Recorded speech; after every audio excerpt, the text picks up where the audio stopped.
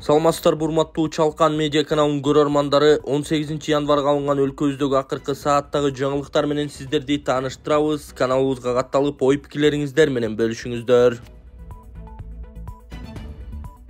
Өкмөт менчигинин түрүнө карабай бала бакчанын баарына камера орнотууну тапшырды. Министрлер кабинетинин төрагасы Адылбек Касымалиев менчигинин түрүнө карабай өлкөдөгү бала бакчанын баарына видео камера орнотууну тапшырганын өкмөттүн маалымат кызматы билдирди. Эскерте кетсек, Министрлер кабинетинин ишмердүүлүгүнүн 2024-жылдагы жыйынтыгы боюнча кеңешме өткөн. Анда камера орнотуу чечими бала бакчалардагы коопсуздук чараларын күчөтүү, тарбиячылар менен ата-энелердин ортосундагы ишенимди арттыруу жана тартипти камсыздоо максатында кабыл алынганы айтылды. Мектепке чейинки билим берүү мекемелеринин видео камера аркылуу көзөмөлдөө маселеси Сузактагы бала бакчада тарбиячылардын балдарды урганы аныкталгандан кийин көтөрүлгөн. Буга чейин билим берүү министринин орун басары Надира Жусупбекова жаңырган жылдын соңуна чейин республикадагы бала бакчалардын баарына көзөмөл камерасы орнотула турганын, ал ИИМдин коопсуз шаар системасына туташтырарын билдирген. Министрликтин маалыматы боюнча өлкөдө бала бакчалардын 63% видео көзөмөл менен камсыз болгон. Сонун жаңылык, сиз билген жана ишенген Умбем клиникасы эми сизге дагы да болсо жакыныраак болду. Анткени бизде жаңы филиал ачылды. Андыктан келип, өзүңүздүн жана жакындарыңыздын ден соолугуна кам көрүшүңүздү сунуштайбыз. Биздин жогорку даражадагы дарыгерлер төмөндөгү адистиктер боюнча кабыл алат: стоматология, гинекология, терапия, лор, хирургия, педиатрия, урология, УЗИ жана башка адистиктер. Лабораториялык анализдин 5000ден ашуун түрү алынат. Жогорку даражадагы стерилизациялоо. Биздин дарек ВДНХ метросу, Кондратюка көчөсү 2. Телефон номерибиз 8925 103 22 55. Кабыл алууга алдын ала жазылып келүүңүздөрдү суранабыз. Умбем клиникасы. Сиздин ден соолугуңуз, биздин камкордук. Ташиев Кыргыз-Тажик чегара чырында жоготуулар эмнеге көп болгонун түшүндүрдү. УКМКнын төрагасы Камчыбек Ташиев билим берүү системасынын кызматкерлери менен жолугушуу учурунда 2021-жылы май айындагы Кыргыз-Тажик чегара чырында эмне үчүн жоготуулар көп болгонун айткан. Ал белгилегендей, чегарада жаңжал чыкканда мамлекетте бир дагы аскер машинеси болгон эмес. Биздин аскерлер 40-50 жыл мурда чыгарылган автомат, тапанча менен гана чыккан. Ал тургай бронежилет жок эле. Ошол себептен жоготуулар көп болгон. Чегараны эски УАЗ, портерлер менен кайтарышчу. Айлыктары 15-20 миң сом эле. Айтор мамлекет улуттук коопсуздукту камсыз кыла алган эмес. Чыр-чатак учурунда бизде бир эле сооттолгон автоунаа бар болчу. Аны да качандыр бир кезде Кримтөөл Эркин Мамбеталиев белек кылыптыр. Жаңжалда ошол жападан жалгыз машина менен ок дары ташып, көз жумган, жарадар болгон аскерлерди алып кетип жаттык, деди Ташиев. Ошондой эле ал учурда кырдаал түп тамырынан өзгөрүп, чегара кызматында Дубайдан, Россиядан атайын буйртма менен даярдалган жүздөгөн жаңы сооттолгон автоунаа алынып, ал эми кампалар аскердик техника, курал-жарак, ок дарыга толтурулганын белгиледи. Мындан сырткары бизде байрактар, ак сүңгүр, ак кынжы сыяктуу заманбап пилотсуз башкарылган учактар бар. Борбор айжа боюнча булар азыр бизде гана, деди УКМКнын төрагасы Камчыбек Ташиев.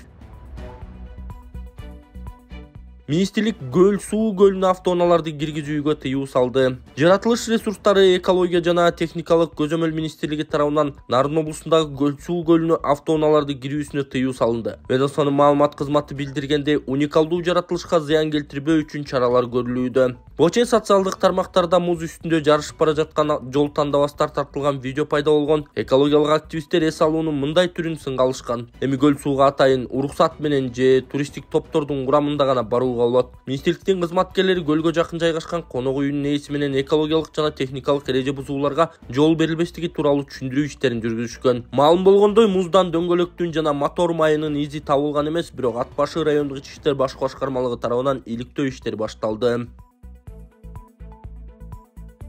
Тышкы иштер министрлиги декабрда Кыргызстанга чет өлкөлөрдөн 15 чаранын сөөгү алып келинди. Кыргызстандын тышкы иштер министрлиги 17 январда маалымдаганда 2024-жылдын декабрь айында чет өлкөлөрдөн 15 чаранын сөөгү алып келинди. Алар кайсы өлкөлөрдөн экени тууралуу так маалымат берилген жок. Тышкы иштер министрлигинин маалыматына ылайык, жүк 200'дү алып келүүгө министрликтин жетекчилиги менен Кыргызстандын чет мамлекеттердеги дипломатиялык өкүлчүлүктөрү жана консулдук мекемелери көмөктөшүшкөн. Ошондой эле аталган мекемелер декабрь айында 1903 кыргыз жаранына консультациялык укуктук жардам көрсөттү. Кызматкерлер Орусиянын Екатеринбург, Санкт-Петербург, Сургут жана Южно-Сахалинск шаарларындагы убактылуу кармоочу жайларда жана Туркиянын Стамбул шаарында жайгашкан Чаталжа депортация лагеринде кармалып турган кыргызстандыктар менен жолугушкан. Туркиянын Анталия жана Мугла, Түштүк Кореянын Аньян, Украинанын борбору Киев шаарларында, Орусиянын Кемерово жана Новосибирск облустарында, Мордовиядагы жана Якутиядагы, Казакстандын Караганды жана Өзбекстандын Навои шаарларында түзөтүү мекемелеринде жазасын өтөп жаткан Кыргызстандын 126 жараны менен консулдук жолугуш өткөрүлгөн. Мындан тышкары Орусиянын Иркутск, Казан, Рузаевка, Южно-Сахалинск, Улуу Британиянын Лондон, Индиянын Нью-Дели жана Ирандын Тебриз шаарларындагы пенитенциардык мекемелерде кылмыш үчүн камакта жаткан кыргызстандык 7 жаран менен да жолугуш болгон. Жыйынтыгында жалпысынан Кыргызстандын 41 жаранын административдик жоопкерчиликтен бошотуу же жеңилдетүү маселелери каралып, дагы 7 адамдын кылмыш жазасын жеңилдетүүгө жана кылмыш жаза жоопкерчилигинен бошотууга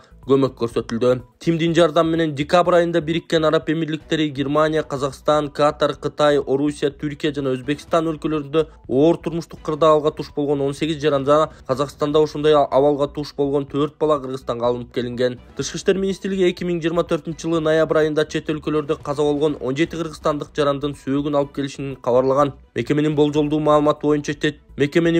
маалыматы боюнча чет өлкөлөрдө Кыргызстандын 605 миңдин тегерегиндеги жараны жүрөт. Алардын басымдуу бөлүгү Орусияда. Ал эми орус тараптын расмий маалыматына караганда 2024-жылдын биринчи жарымына карата 334 миңге жакын кыргызстандык жаран миграциялык каттоодо турган. Былтыркы жылдын 1-ноябрына карата Кыргызстандын 1661 жараны чет өлкөлөрдө жаза мөөнөтүн өтөп жатканы белгилүү болгон. Алардын 1370-и Орусияда. Толубай Бакасовдун ден соолукту чыңдоо борбору. Кытай элдик ыкмасы менен гайморит, грыжа, артрит, остеохондроз, куян, тиземун, простатит ооруларын дарылоо жана айрыкча улгайган адамдардын кан айлануу системасын жакшыртуу. Мындан сырткары бизде косметология жана ашыкча салмакты кетирүү процедуралары бар. Гайморитти дарылоо ыкмасы мурун көңдөйүндөгү ириңдерди жибитүү үчүн от жагуу, андан соң табигый таза чөптөн жасалган порошок менен ириңди сыртка алып чыгаруу.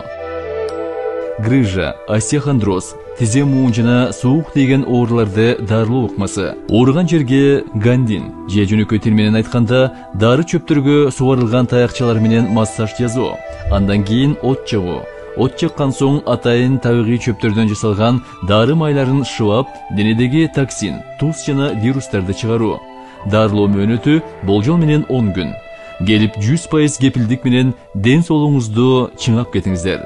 Кененирээк маалымат алуу үчүн экраныңыздардагы номерге кайрылыңыз. Прокуратура мурдагы Ганси борборунда сакталып турган 6,7 миллион сомдук мүлк кымырылганын билдирди. Кыргызстандын башкы прокуратурасы мурдагы Ганси аскердик базасында сакталып турган 6,700,600 сомдук мүлктү мыйзамсыз ыйгарып алуу фактысы аныкталганын билдирди. Бул тууралуу аскер прокуратурасы Коргоо министрлиги менен биргеликте Бишкек турак-жай пайдалануу камсыздоо базасында жүргүзгөн текшерүүнүн жыйынтыгында белгилүү болгон. Аталган факт боюнча аскер прокуратурасы кылмыш жаза кодексинин 337-беренеси кызмат абалын кыянаттык менен пайдалануу жана 210-беренеси ишенип берилген мүлктү ыйгарып алуу же коротуу боюнча кылмыш ишин козгоду. Учурда мамлекетке келтирилген зыяндын ордун толтуруу иштерин жүргүзүү менен кылмышка тиешелүү башка адамдарды аныктоого багытталган ыкчам тергөө аракеттери жүргүзүлүп жатканы кабарланды. Башкы прокуратуранын маалыматында кеп кайсы мүлк жана аны ким ыйгарып алгандыгы тууралуу айтылган жок. Былтыр 15-июлда соц тармактарда мурдагы Ганси базасында жайгашкан Семетей госпиталында жүк ташуучу автоунаага чоң кутулар жүктөлүп жаткан учур тартылган видео тараган. Анын автору тасманы госпиталга өкмөт башчы барып кеткен соң медициналык жабдууларды кайра жүктөп кетип жатышат деп комментарийлеген. Ошол учурдагы өкмөттү Кубатбек Боронов жетектеп турган. Кийин өзгөчө кырдаалдар министрлиги видеодогу маалымат жалган экенин айтып чыккан. Министрлик тасмага түшүрүлгөн жүк ташуучу автоунаа кампадагы жабдыктарды Семетей госпиталынын реанимациялык бөлүмүнө ташып баратканын, кампада СИПАП деген кошумча дем алдыруучу аппараттар болгонун маалымдаган. 2020-жылы коронавирус пандемиясы күч алган июнь-июль айларында Кыргызстандагы ооруканаларда орун жетишпей, бир катар бош имараттарда убактылуу стационарлар ачылган. Өкмөт Ганси аба базасынын ордуна Семетей госпиталын даярдаган. Ташкөмүрдө 1 айдан бери дайынсыз адамды издөө токтотулду.